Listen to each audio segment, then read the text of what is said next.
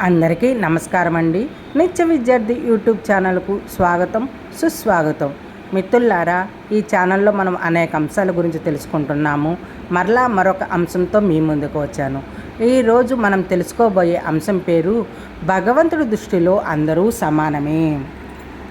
భగవంతుడికి ఎవరి మీద శ్రద్ధ కానీ ద్వేషం కానీ ఉండదు. అందరి పట్ల సమభావంతోనే ఉంటారు. మనం చేసుకున్న కర్మలకు ఆయన సాక్షిభూతుడుగా ఉంటారు. మన కర్మలకి మనమే కారణము. మనం చేసిన కర్మను బట్టి తల్లిదండ్రులు, అన్నదమ్ములు, అక్క చెల్లెలు, స్నేహితులు, చుట్టుపక్కల సమాజము ఇవన్నీ కూడా ముందే నిర్ణయింపబడి ఉంటాయి మిత్రులారా. ఇవన్నీ కూడా మనం చేసుకున్నవంటే మన కర్మను బట్టి ఇవన్నీ మనకు వస్తాయి. విత్తనం మొలకెత్తాలంటే నేల బాగుండాలా, నీరు పోసేవారు ఉండాలి, వాటిని పరిరక్షించేవారు ఉండాలి. ఇవన్నీ కూడా ఉంటే విత్తనం మొలకెత్తలేదు అంటే కాలము దానికి సహకరించలేదని అర్థం మిత్రులారా. అంటే కాలము ఇక్కడ భగవంతుడి స్వరూపము. ఆయన ఆజ్ఞ లేనిదే ఆ విత్తనము మొలకెత్తదు. మనము భక్తి చేత కానీ, ధ్యానం చేత కానీ, కర్మ చేత కానీ ఈశ్వరుని ఆరాధిస్తున్నప్పటికీ మన మొర భగవంతుడు ఆలకించలేదంటే మన పాప కర్మ ఇంకా చాలా ఉందని అర్థము.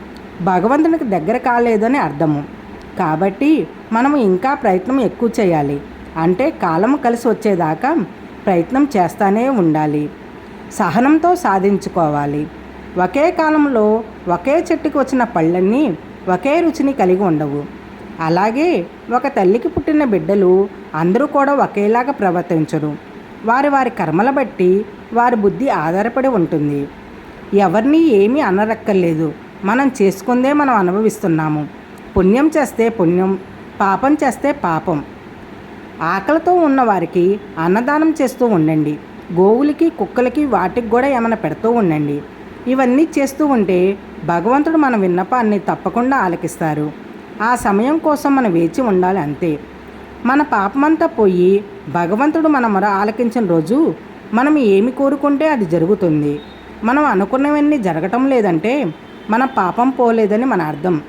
కాబట్టి సాధన ఇంకా మనం పెంచుకుంటూ పోవాలి మిత్రులారా. అప్పుడే మనం అనుకున్నది అనుకున్నట్లు జరుగుతూ ఉంటుంది.